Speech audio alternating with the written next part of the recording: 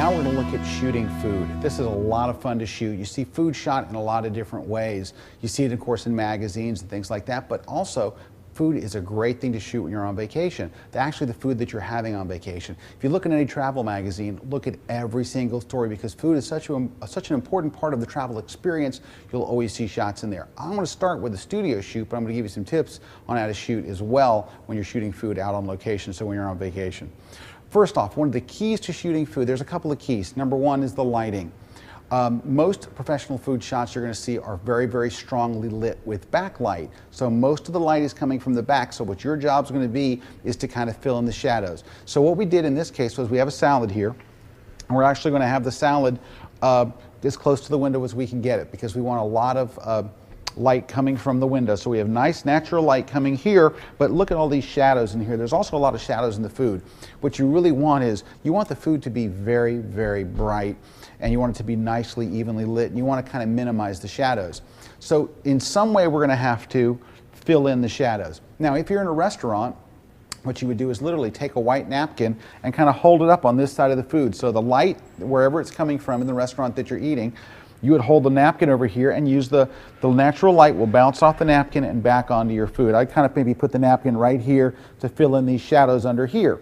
In a studio situation, I would go ahead and put your, if you don't have a natural window, I would use a natural window as always my first choice for lighting food. But if you don't have one of those, you'll have to put a strobe back there. Make it a very bright strobe. And in fact, if you have a strobe with a reflector or even a grid spot, that's even better. So it's a nice, consistent beam of light. I would put it maybe right back here coming this way or at an angle.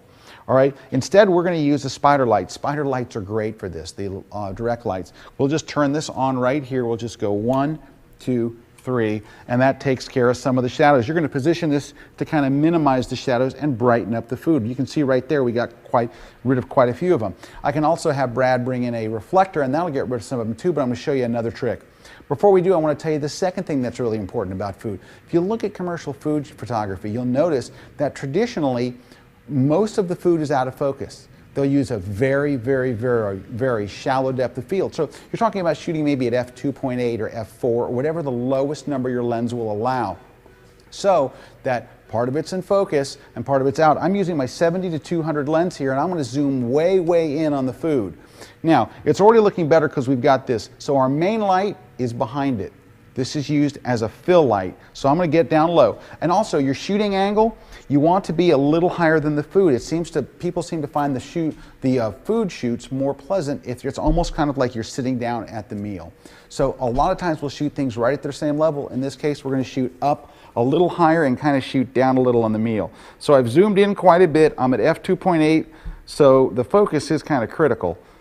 And because, like for example, I'm focusing on the noodles in the very front of the plate. When I click and take the shot, the noodles are sharp in focus, but believe it or not, so look at these. These noodles are in focus. The plate right here is out of focus. And the further you move back in the meal, the plate goes more and more out of focus. Now, let's go ahead and do another trick. Now, this trick I learned from a tremendous food photographer who's based right here in New York City, Lou Manna. If you get really serious about wanting to learn food photography, he has an entire book on it, and he also does workshops. But one of the things that he really turned me on to that changed the way I do food photography is it's a very inexpensive trick, but it has great results. And that is to buy little inexpensive mirrors. I went to literally like the pharmacy, the local pharmacy, and bought these little tiny mirrors here. And what these little mirrors do, they act like little tiny lights. So what I do is I'll place them in here, and you can see that I can actually aim these like lights. So look, I can aim them right at the food. So any place in the food that looks dark, like kind of right in here, I can just aim it down. Because these are continuous lights, it's particularly easy. Boom. It's like buying another light for like $3 or $4. Here, let me grab another one. I can kind of bring it in here, and I just move it. You can actually see the light as you move. Right, look at that, right there. There's no light, and then it's almost like I turned on a little tiny little spotlight right there on that side of the food.